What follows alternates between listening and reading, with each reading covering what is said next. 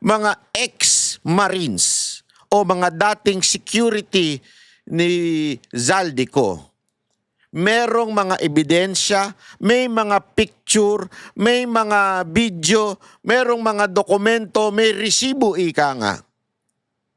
Ayaw man lang entertainin ng Blue Ribbon Committee. Naku. Gago! Hindi po ba malaking katarantaduhan yan? Yung impeachment, walang pinresintang ebidensya, meron daw sustansya o may substance, meron daw laman, pero walang ebidensya. Puro paratang. Yeah? Kesyo puro pagbibintang lang. Dito naman po doon sa mga ex-Marines na nagsasabi, may picture kami. Ni hindi man lang dinggin sa Senado ni Tuta Soto. Hindi yung i-prosecute si BP Sara Duterte, ibantayan si BP Sara Duterte, tanggalin si BP Sara Duterte, Gago! batikusin si BP Sara Duterte. Di ba? Wala eh. Obsessed kay BP Sara Duterte ang gobyerno na ito. Yan ang totoo, obsessed sila kay BP Sara Duterte. Kailangan talaga ang goal 2028 mawala sa eksena si BP Sara Duterte. Ngayon, habang umiinit ang issue kay BP Sara Duterte, may mga boses na hindi mo pwedeng baliwalain. Si Congressman Tiangco nagtataas na ng tanong sa proseso at ang abogado ni BP Sara na si Atty. Powa diretsyong sinasabing may mali. Kaya tanong ko sa'yo, ang nangyayari ba ngayon kay BP Sara, pananagutan o political demolition? Dahil kung sa proseso pa lang may butas na, ano pa ang saysay ng buong laban? At kung hindi ka pa nagdududa, naku, baka oras na para mag-isip ka. Dahil sa vlog na to, hindi ko isi-sugarcoat ang katotohanan dahil may diabetes ako. Ayaw ko yun. Manood ka hanggang dulo kung kaya mong tanggapin ang katotohanan. Yon. Ako po si Banat Bay, ha. Panoorin niyo po ito hanggang dulo. Ikikwento ko sa inyo ang update sa impeachment ni BP Sara Duterte na sa lengguwaheng maiintindihan ng bawat isa sa atin, ha. At pag tama, papalakpakan natin. Pag mali, babanatan natin. Okay? Palakpakan! At sisimula na nga po natin ito tungkol doon sa usapin ng merong substance daw in form. Kagaguhan talaga. Gago! Tingnan ninyo mga kababayan, makinig kayo na mabuti. May substance daw in form o meron daw sustansya yung impeachment ni BP Sara Duterte without even giving any evidence. Concrete evidence. Meron daw substance. Pero kung titignan mo naman sa kabilang kanto, yung mga ex-Marines o mga dating security ni Zaldico, merong mga ebidensya, may mga picture, may mga video, merong mga dokumento, may resibo, ika nga. Ayaw man lang entertainin ng Blue Ribbon Committee. Naku. Gago! Hindi po ba malaking katarantaduhan yan? Yung impeachment, walang pinresintang ebidensya, meron daw sustansya o may substance, meron daw laman, pero walang ebidensya. Puro paratang. Yeah? Kesyo puro pagbibintang lang. Dito naman po doon sa mga ex-Marines na nagsasabi, may picture kami. Ni hindi man lang dinggin sa Senado ni Tuta Soto. Gago! Sa pangunguna ni Pinky Lacson. Gago! Ang lupit, di ba mga kababayan? Kung titingnan mo yung comparison. Ngayon, Banat Bay, sandali. Pag-usapan natin, ano ba yung sinasabi mong sustansya na yan? At ano ba yung sinasabi mong walang sustansya. Yan ang ating pag-uusapan ngayon. Ha? Kasi ipapakita ko ho sa inyo dito details ng mga nangyayari. Una, tingnan muna natin yung sinabi ni Attorney Powa, yung magiting na abogado ni BP Sara Duterte, kung bakit ang kanilang pinresinta o sagot na sinabi sa Kamara o yung sa yung sa kanilang Committee on Justice ay kini-question yung validity o kini-question yung proceedings o kini-question kung ano man yung nagaganap doon. Bakit kanyo? Ito, panoorin natin na. Ito, napakagandang paliwanag ni Attorney Powa at atin po itong mas ipapaliwanag pa na maiintindihan ng bawat isang Pilipino. Pasok! Magandang umaga, Miss Chacha, at magandang umaga rin, Manong Ted. Good morning. Picture po talaga yan. Audio lang. Audio lang yan. Audio. Good morning po. Sir, siguro simulan muna natin, Attorney Michael. Ang sinasabi po kasi kanina kasama namin dito si Rep. Jervy Luistro, hindi na nga po, para po ba sa inyo, ano po ba ang... Sandali, ito ba yung Luistro na may utang kay BP Sara Duterte?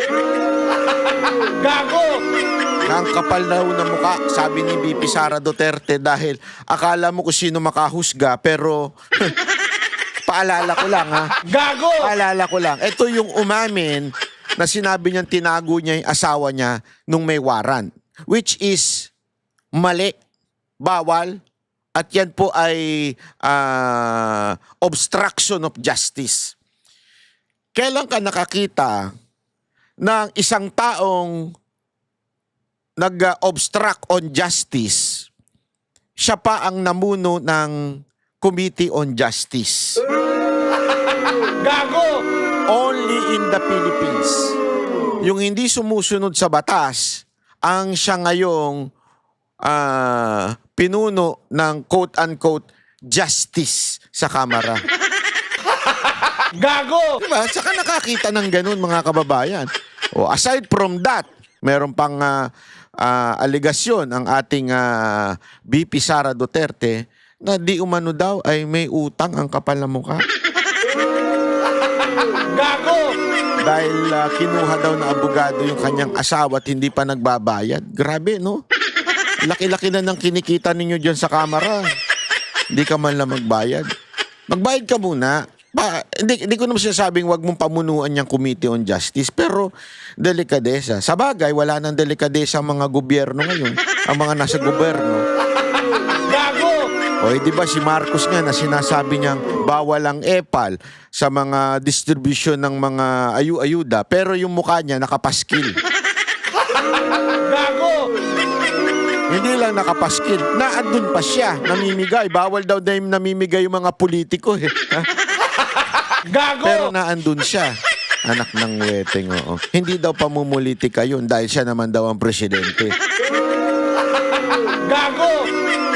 Naalala ko tuloy yung kay Pangulong Duterte noon nung meron pinamigay na cheque tapos gusto mag-photo op nung mayor ba yun o yung governor, malaking cheque na isang simbolo lamang naman. Sabi niya, wag na yan, ano na naman kalokohan yan. Gago! Ganun si Pangulong Duterte. At hanggang ngayon, kung makikita ninyo, sa Davao City, wala ko kayo makikitang pangalan ng mayor doon. Laging from the people of Davao. Ganun Davao City, di ba? Sandali, alinawin natin na iba yung Davao Oriental at saka Davao City. Ang dami pa rin tatanga-tanga Gago! Lalo na yung isang pangit na vlogger na sumisikat ngayon. Tangina, ang pangit siya. Kaya siya sumisikat kasi pangit siya Gago! hindi, walang biro Kaya sumisikat yun dahil pangit Hindi naman sisikat yun kung hindi pangit yun Hindi papansinin. Tingnan mo yung mga sumisikat na mga pinklawang, puro pangit. Gago! Alam mo kasi kung gusto mo talaga sumikat, magpakapangit ka. Gago! Di ba? Kaya tuloy siya nasikat ngayon. Ituloy na natin to. Kaya ikaw talaga ba, Natbay? Kapangit mo rin naman Oo, pero hindi ako nagpapasikat. Diba? At least yung pagkapangit ko, cute. Ganon. Di kasi may ganon Di totoo. Merong pangit na pangit talaga. Parang aso. May pangit na pangit talaga Pero may pangit na cute, di ba? Yan naman ako doon sa pangit na cute. Parang aso lang din, di ba? Ang pangit-pangit, pero cute-cute, di ba? Tuloy. Pinaka-importanting punto sana muna na gustong maiparating po ng inyong legal counsel dito sa komite. Kasi tila iba po yung sinasabi nila sa sinasabi din po ng legal defense ni VP Sara. Opo, doon po sa aming naging consolidated answer ad cautelam, no. Ang talagang major point na gusto nating mailabas diyan o mailahad diyan ay yung kawalan ng ultimate facts, no. Yung sinasabi natin na the complainants failed to allege ultimate facts that Bakit? constitute yung impeachable offenses na Yun. ipinaparatang nila sa ating vice presidente. Nako, yung ultimate facts kasi medyo technical talaga, no, kung sa parang legal jargon, kumbaga. Pero para ma-explain natin yan, ang sinasabi po kasi natin is doon sa kanilang naging mga complaints, kung babasahin natin, at least sa aming pananaw, wala po kasi yung mga essential facts para masabi mo na may mga maling nagawa ang ating vice presidente that will be considered impeachable offenses. For example, nagsabi po sila sa isang complaint that the vice president committed the crime of plunder. Sa crime po ng plunder, meron po kasi mga elements yan. Unang-una, public officer siya. Pangalawa, that because of a series or a combination of overt. Attorney, eto kasi attorney po para maintindihan mo. Hindi mo rin kasi maintindihan eh. Ang mga media, tsaka mga pinklawan, at tsaka mga dilawang tae, wala silang pakialam doon sa mga elements. Ibig sabihin, yung mga factor para isang bagay ay tawaging plunder. Di ba? Kasi sa kanila, basta gagamit lang sila ng salita kasi nadidinig lang nila. Kasi bobo nga eh. Gago!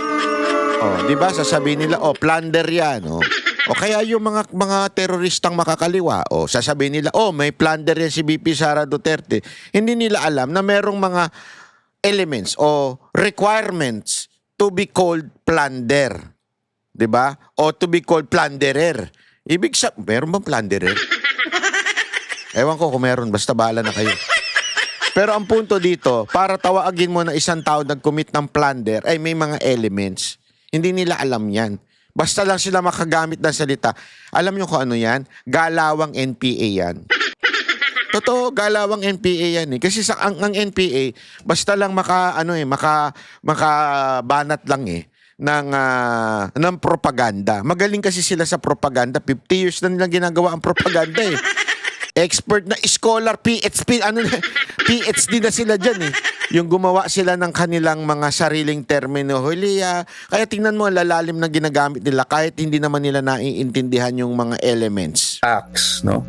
Or acts or omissions, nakapag-amass, accumulate, acquire siya ng ill-gotten wealth. Ngayon, sige na, nandiyan na tayo, talaga namang public officer siya. Pero pagdating doon sa accumulation, amassing, or acquisition of ill-gotten wealth, wala naman pong nakasulat doon. So, tila sa amin, naging speculative, conjecture, sweeping conclusion. Yan po yung pananaw namin.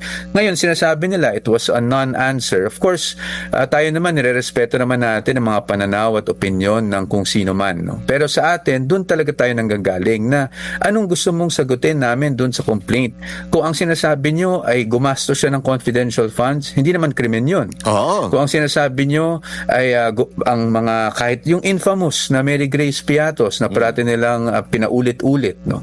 Yun naman po, kung yun man ay alias, hindi naman po tama po ba o mali po ba, yan naman po ay nakapaloob sa mga intelligence operations, wala naman pong mali doon. Ngayon sinasabi mo, kinubra niya yung pera. Paano niya kinubra yung pera? Wala pong facts na na-allege doon. So, that in itself is a conclusion. May sinasabi po kanina. Nagigets ninyo? Lagi lang, puro paratang lang ika nga. Wala naman silang, paano mo sinasabing plunderer? Paano mo sinasabing nagnakaw? Paano mo sinasabing mali itong paggamit ng confidential funds? Paano mo sinasabing yung Mary Grace Piatos ng paggamit ng alias ay mali? Wala namang laman. So, why are you accusing o sinasabi mong may substance kung wala namang laman? Tama, mali? Bobo nga kasi itong mga ulul eh. si Rep. Luistro, ayon po sa kanya, yun pong naging sagot nyo, hindi daw talaga, maging yung ibang mga members sa committee, no, hindi talaga directly answering the accusations. It's more of leaning towards mga hindi dapat lang matuloy yung impeachment, pero hindi sinasagot yung mga akusasyon. Sinasabi din po kanina ni Luistro na okay lang naman daw po na hindi mo na magpakita ng ebidensya sa ngayon dahil ang tangi lamang naman na magdedesisyon kung magpapatuloy ang impeachment ay ang members ng committee. Kumbaga sole judgment ito ng members ng komite. Ano pong tugon nyo doon? Opo. Tama po na talagang sole members ang magiging kumbaga magde-decide kung ito ay iaakyat sa Senado, no? At even in fact kung ibibigay ito sa plenary para magkaroon ng botohan kung iaakyat o itatransmit as articles of impeachment sa Senado. So sa amin naman po, ang talagang punto lang namin doon sa aming naging consolidated answer ad cautelam is wala kaming masasagot dahil ang mga nakapaloob doon ay puro bawang konklusyon lang, no? Pawang haka-haka. Yung mga acts na sinasabi nyo na ginawa niya, for example, the SALN, sinasabi nila biglang nagkaroon ng ill-gotten wealth dahil merong SALN. Parang hindi po namin makita yung logical connection doon.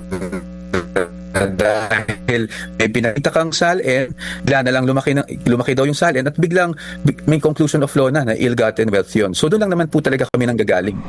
Oo. Nauna na po kasing idineklara na sufficient in substance, sufficient in form, at ngayon nga sufficient in grounds para magpatuloy ito pong impeachment ni VP Sara. But still, yun nga, sinasabi po ng inyong hanay na hindi talaga ito dapat na magpatuloy. Pero attorney, dire-diretso na po ito sa March 25, I think, will be the first hearing. Ano na po ang susunod na hakbang ng kampo ninyo? Sa amin naman po, kasi po ang pagkakaintindi ko po doon sa rules ng House on impeachment proceedings, pagdating naman po dyan sa hearing na gaganapin, wala pong pwedeng maging partisipasyon ang mga abogado o ang panig ng Vice Presidente insofar as pag nagkaroon ng witness, hindi naman po kami pwede mag-cross-examine to test the credibility of these witnesses, no? So, ang pwede lang mag-cross-examine as far as I understand from the rules ay mga members mismo ng Justice Committee. So, ang magagawa na lang po natin dito ay talagang i-monitor yung developments at to ensure that in every stage of these proceedings, protektado ang karapatan ng ating Vice Presidente. Yan. Pero kung sakali, Attorney Michael, na ipapatawag po kayo doon, maging yung iba, si VP Sara, is she willing to go doon po sa mga... Ako, sinagot na nga eh. Sinabi na nga, anong sense ng papatawag kung hindi naman din pwedeng magsalita yung abogado? Tama, mali.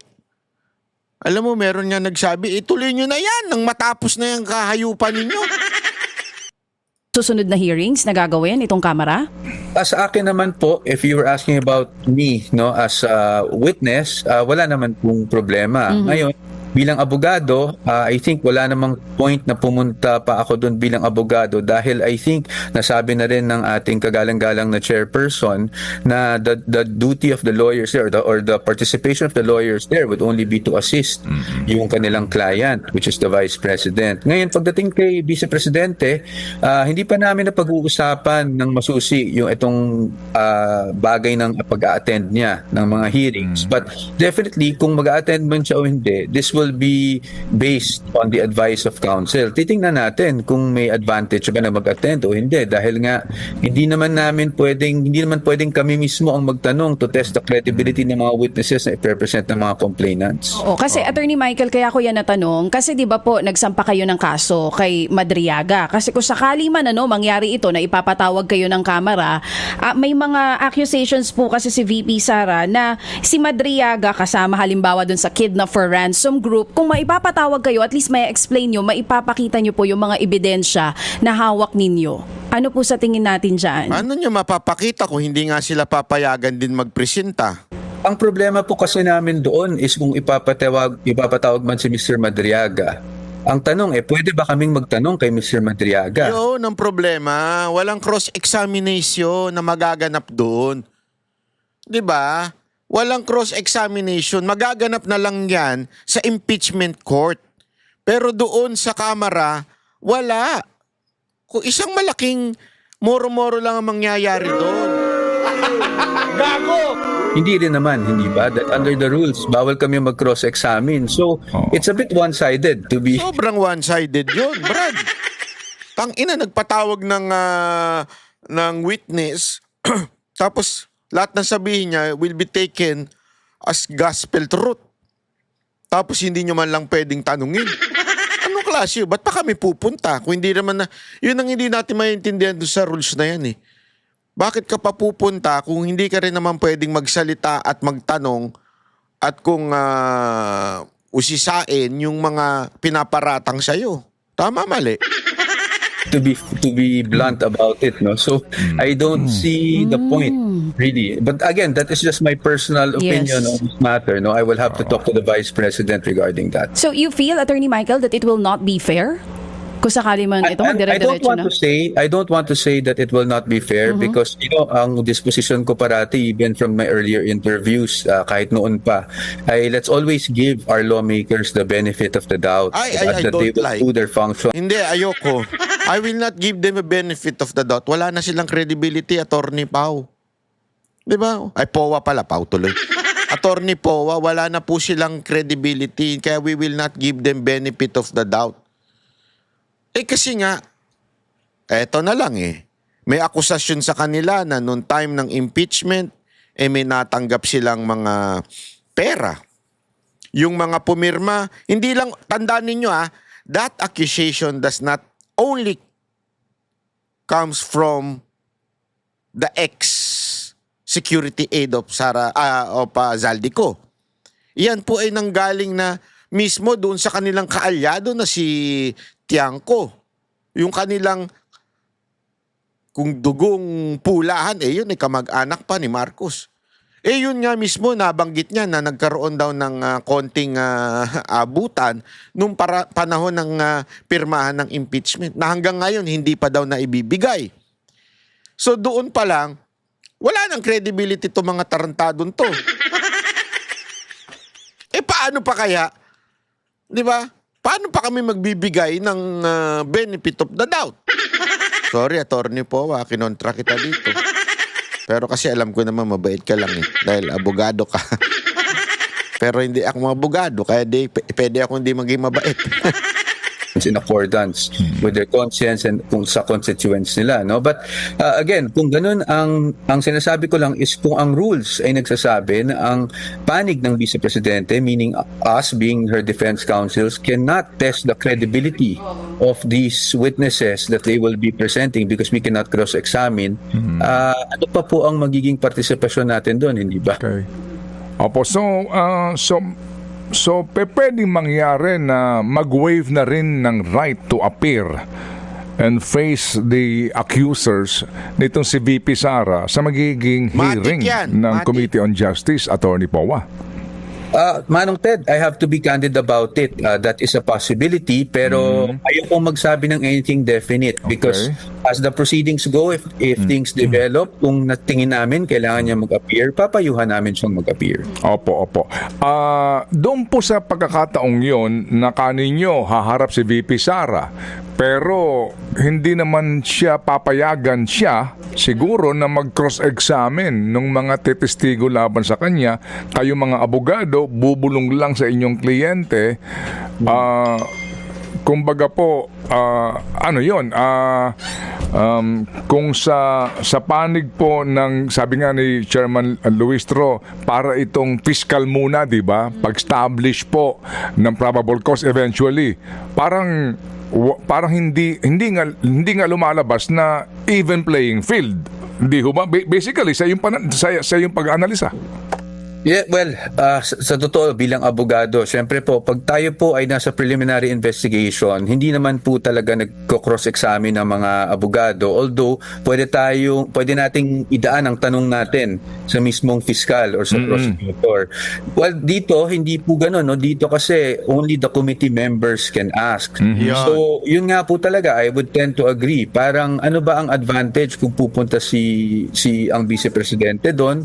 Tapos, hindi naman natin matest ang credibility ng mga maninira sa kanya, for example, hindi ba? So sa atin, we will have to really monitor the development, see Okay. kung may advantage. Kung may advantage naman po, wala naman po problema, we will advise the Vice President. Of course, ultimately, it will be up to her. But sa atin, sa ngayon, syempre, we are concerned with protecting the rights of the Vice President. Yun po ang trabaho namin bilang abogado. But Manong Ted, dagdag ko lang, nasabi nyo kasi na, and I agree with the Honorable Chairperson, na parang preliminary investigation ang mangyayari Uh-huh. sa harap ng piskal. Pero tandaan natin, in the determination of probable cause, ano bang ginagawa ng mga prosecutor, mga fiskal? Hindi ba they are confined to the four corners of the complaint and attach pieces of evidence? So dapat doon maging basehan. Ngayon, kung overwhelming yung evidence, edi madaling mag-determine ng probable cause. But, we're hearing all these statements about issuance of subpoena and all that. While we will not comment on that yet dahil titingnan muna natin yung subpoena, unfair naman kung magsalta na tayo doon. Pero kung overwhelming ang evidence, bakit may ganito pa? Hindi ba? Kanina nga po, ang una kong punto ho kay Chairperson Luistro, yung claim nga ninyo na nasaan ang ultimate facts dito. At ginawa ko pong halimbawa, yung pong usapin ng unexplained wealth, no? And vis-a-vis disal and irregularity, yung hindi pagkakatugma ng kita sa umano'y yaman. Kasi po, di ho ba ang inyo pong argumento nga dito, nasaan ba dito yung ultimate facts? Gayong lumalabas na wala pang ebidensyang hawak eh. Hindi ho ba? Ang sinasabi, Yun na hihingi yun eh. pa lang ng bank records o maging AMLAC records or even nga yung BIR records. Ito nga yun eh, sinasabi na kagad nila na kesyo nagkamal ng pondo ng bayan, 'di ba? Pero wala pa. Humihingi pa nga lang eh. Putang ina, paano mo masasabing nagnakaw na kagad? 'Di ba napakagago lang din eh, no? Ano, so, natanong namin siya tungkol doon sa puntong yon na kumbaga lumalabas nga na dapat evidence muna bago yung hearing, di po ba? Ito nga po kasi sui generis attorney.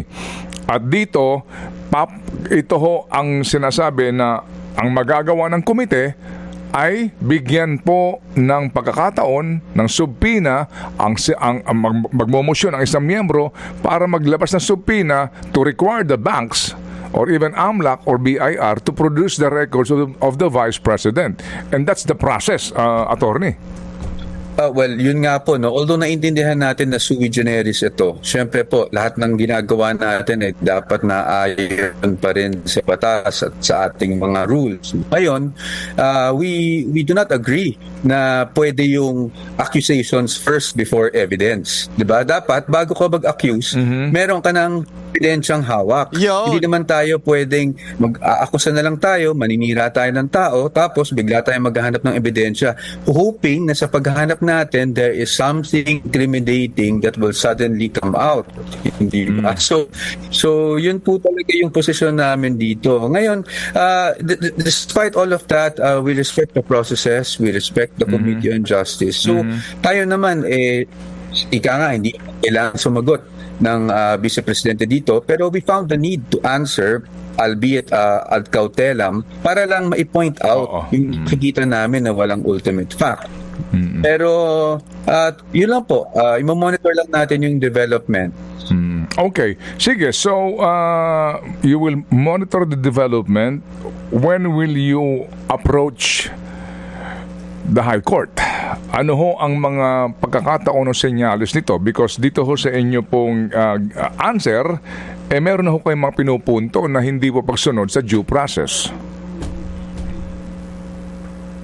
Opo. The option to go to the Supreme Court is always there, no? There's always that possibility. Pero sa ngayon, hindi pa ako makapagbigay ng definite. Kasi titingnan natin kung merong mga sa tingin natin ay maling na gawa dito sa committee. Siyempre, gusto natin bigyan chance sa committee muna natin ilatag yan na mali po ito, no? That we disagree, that we oppose. Okay. Mga ganitong bagay. Opo. Ngayon, kung hindi pa rin kami pakinggan, then maybe that would be the appropriate time. But yes, there's always that possibility. We are not denying that. Pero kung kailan yon, I think we'll have to wait and see. Wag na lang talaga kayo pumunta. Moro-moro lang yun eh. Alam mong gagawin lang nila doon, kukuha lang sila ng mga salita laban kay BP Sara Duterte. dali na lang talaga sa ano? Dali na lang talaga sa Senate para tapos na usapan. Impeachment court na lang kasi doon, meron ng mga abogado na makakapagsalita, makakapagtanong sa mga witness na nag-aakusa, di ba? Yun eh. Kasi nga, ako, personally, we'd like to give the committee the benefit of the doubt first, na maging impartial. Okay. Nako, imposible impartial ang mga animal na yan. Imposibleng impartial yung mga yan. Attorney, wag na ho kayo mag-isip ng gayaan. Napaka-imposible po niyan, attorney. Yung pong resignation na sinasabi, kasi nga napag-usapan niya, sinagot po ni Chairman na kahit na mag-resign siya, mukhang itutuloy ito kung gugustuhin po ng majority ng mga members. Ano ho ba yung resignation aspect na ito sa panig po ng Vice Presidente para humatigil na ito and then hindi humantong eventually nga sa usaping political na ang decision dito sa kahantungan ng kanyang impeachment? Opo, yung punto po ng resignation ay hindi namin napag-uusapan ng Vice Presidente, no? Because ang Vice Presidente natin, sa pagkakakilala ko sa kanya at sa mga naging pag-usap namin, ang iniisip niya parati ay yung 32 million na mga kababayan natin na bumoto sa kanya. So, yung resignation... naitanong din natin yan. And very consistent ang sagot ni VP Sara Duterte. Kasi iniisip nung iba bago daw ma-impeach, tuluyan magre-resign si VP Sara Duterte. No. As a matter of fact, sinabi niya nga isipin niyo to, nung tinanong namin siya, pwede naman siyang manahimik noon at hindi mag-resign bilang DepEd Secretary. And definitely hindi siya mai-impeach dahil siya po ay nasa panig ni Marcos, ni BBM. Pero pinili niya pa rin mag-resign dahil hindi niya gusto yung pinapagawa sa kanyang pirmahan, yung mga pondo para sa mga congressman, di ba? Pinili niya yun. Pero alam niya ang kapalit nun, impeachment. Ginawa niya pa rin yun. At syempre, nung tinanong din natin siya kung okay lang ba na meron bang posibilidad na mag-resign na lang, wala sa utak niya ang mag-resign. Dahil nga doon sa bumoto, milyong-milyong bumoto sa kanya, hindi siya magre-resign. 'Di ba? So hanggang kaduluduluhan, alam niyang tama siya. Alam niyang yung kanya sinasabi, may pinaglalaban talaga siya. Kaya hindi siya magre-resign. That's really not on the table at this point. Hindi namin napag-uusapan po talaga yan. So tayo, kumbaga, kung ito man ay hahantong sa Senado, lalaban lang po tayo doon at papakita natin na talagang baseless itong mga nireklamo laban sa kanya. Hindi ho ba sabi nga maghaharap ng ebidensya ang mga complainants and then yung ilang pong kongresista na naging endorser ng complaints. Kayo ho ba maghaharap din kayo, di ba, ng inyong ebidensya, testigo, supposed to be? Sa ngayon, hindi ko pa po masasabi dahil nga ang tingin ko napakahirap naman magharap ng aming testigo tapos we cannot direct or cross-examine yung direct yung testigo namin at hindi namin ma-cross-examine yung testigo ng kabila. So sa ngayon, we'll have to really look into that. No? Okay. Tingnan muna natin kung ano ang takbo ng mga hearings. Nasa inyo bang kaisipan na gawing testigo si Toby Chanco? Pabor sa Vice Presidente? Hindi po namin napag-uusapan. Wala po kami napag-uusapan na ganyan, sir. Pero narinig niyo po siya sa kanyang pahayag ngayon, bagamat walang pinapangalanan, pero mabigat yun na itong impeachment proceedings ay nahahaluan po ngayon ng mga deals umano para ho pumabor sa impeachment ang ilang miyembro ho ng komite o maging kamara dahil doon sa mga pending case nila sa flood control scandal. Nako po. Opo, narinig na rin na po natin yung mga balita na yan, pero katulad ng sinasabi po namin na we are opposing yung mga speculations na nilagay nila sa impeachment complaints nila, I myself and the defense team would not also want to speculate kung totoo o mali o hindi totoo yun. No? So, in fairness to our government officials, medyo unfair naman siguro kung pati kami mag-speculate rin sa mga ganong bagay. Okay. Oo, yan ang sagot ni Attorney Michael Powa. Oo. Sige po. So, kumusta ho nga si VP Sara, Attorney? Okay naman po. Talaga naman pong si VP Sara, as you know, sanay na siya sa ganito. Ilang taon na rin yung mga political attacks laban sa kanya. So, masasabi ko na in good spirits naman po siya. Tuloy-tuloy pa rin yung trabaho niya. Although, syempre, nag-uusap kami tungkol sa kasong ito. Hindi naman natin i-deny yan. Pero ano lang po siya, no? She seems to be more concerned doon sa services na ibibigay niya. Lalong-lalo na ngayon nga, parati niyang sinasabi, tumataas ang mga bilihin. So, she's finding ways kung paano siya makakatulong. Opo. Kasi sino ba ang kanyang spokesperson po na maaari po namin matanong? Kasi halimbawa ngayon, Ako na lang sasagot. Biro lang. Ang spokesperson po ni VP Sara Duterte ngayon po ay walang iba kundi si Sir Jack. Ang pangit siguro, no?